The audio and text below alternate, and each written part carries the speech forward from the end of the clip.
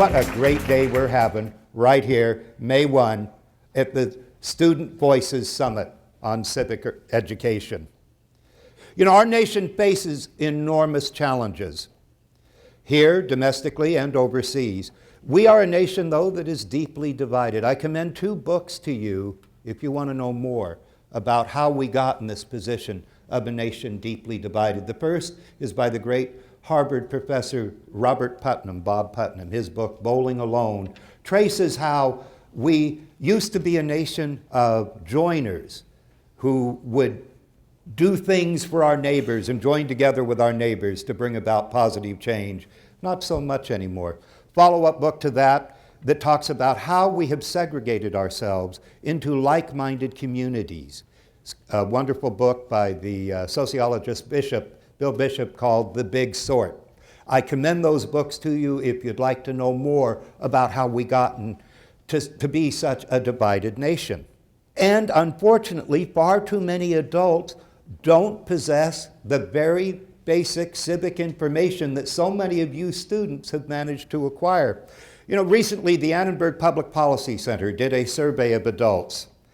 And you're not going to believe this. For example, more than a quarter of those adult Americans did not know who America fought in the Revolutionary War.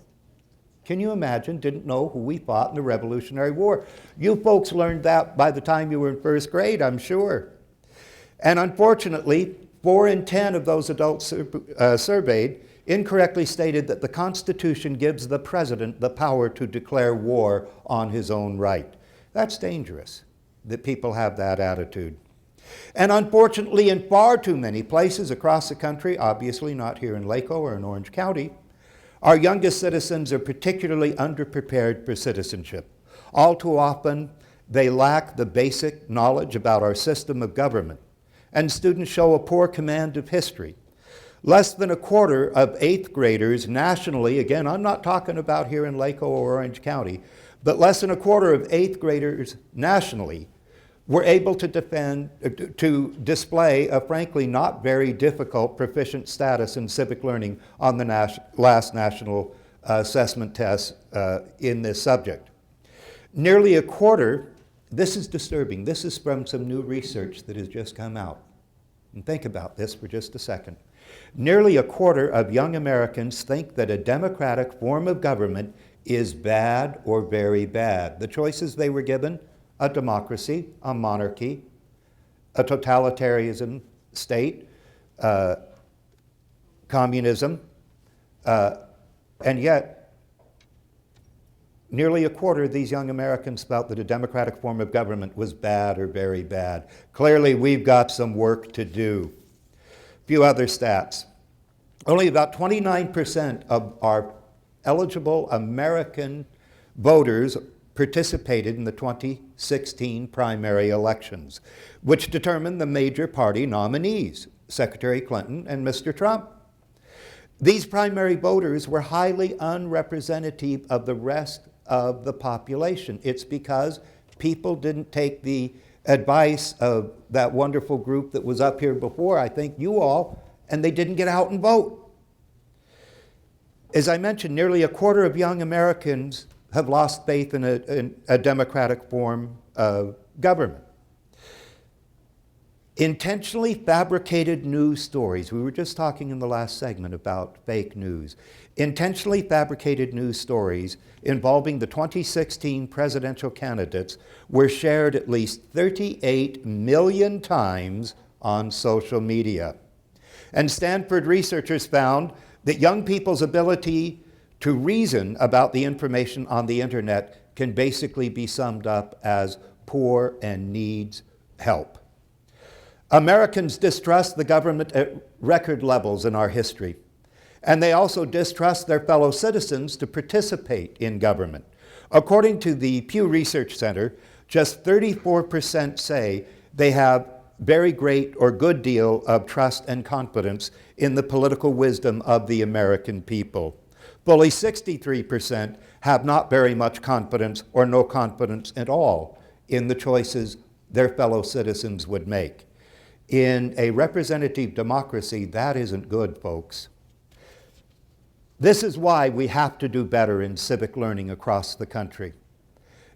Each of you students who have made presentations, and I know others of you will be making presentations later, show the art of the possible.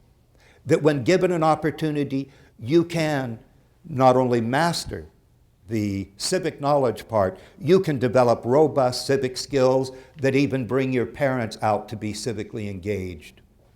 I want to challenge you with something else, charge you, frankly, with something else. And that is to constantly keep on your friends, your peers, the folks you go to school with, your friends in the neighborhood, that no matter how bad things sound on the news, they've got to remain involved. They've got to take the time to inform themselves and to become civically engaged. That's the way we keep Dr. Franklin's charge to keep this republic. And you know what you're doing here today is just as important as work you would do at a science fair, perhaps one of the Westinghouse science fairs or one of the national ones. It's just as important as anything you could do in an English class, anything that you would do in a math class, just as important as solving some big complicated equation. Because as Naheem just reminded us a few minutes ago, you know, we're going to be using different skills in our careers, whether we're educators, engineers, whatever. We're going to be using different skill sets that we first perfected in our K-12 school years and then hopefully on into higher education. But we're all going to be citizens of this country. And we've got to develop the civic skills to help, again, as Dr. Franklin said, keep the republic. And you so brilliantly show how it can be done. Through your participation in the programs represented by the supplemental programmers in the back of the room. You're so blessed here in Southern California. Some of the very best nationally known programs are based right here in Los Angeles, starting with the Constitutional Rights Foundation led by Dr. Marshall Crotty. The Center for Civic Education out of Calabasas offers wonderful programming, K-12, that can be employed in schools. Here I'm speaking to some of the teachers who might not be aware of some of these programs. The Annenberg Center at the Ronald Reagan Presidential Library has fantastic programs that make the subject come alive. Want to talk about controversial issues in the classroom? I don't think you can unless you first consult ProCon, that helps you provide students with the information they need to help discuss controversial issues in the classroom. You have a wealth, the League of Women Voters, Facing History, Facing Ourselves, talk about a wonderful program that will help you talk about controversial issues in the classroom. So if you're a teacher who's here at this event and you're just getting started as being a civics teacher, you're not sure where to go get the resources you need to do the job you want to do, it's right there in the back of the room. And again, for you young people, you are the future. My generation is leaving you a huge stack of problems that you're going to have to deal with. And you can't deal with them unless, what is Lin-Manuel Miranda, how did he put it in Hamilton? Unless you're where? In the room. In the room. You got to show up, you got to be in the room, you got to participate. And take this time, as so many of you have done, to develop your civic muscles, to develop your civic skills. It will serve you throughout your life as you develop critical thinking skills and other transferable skills.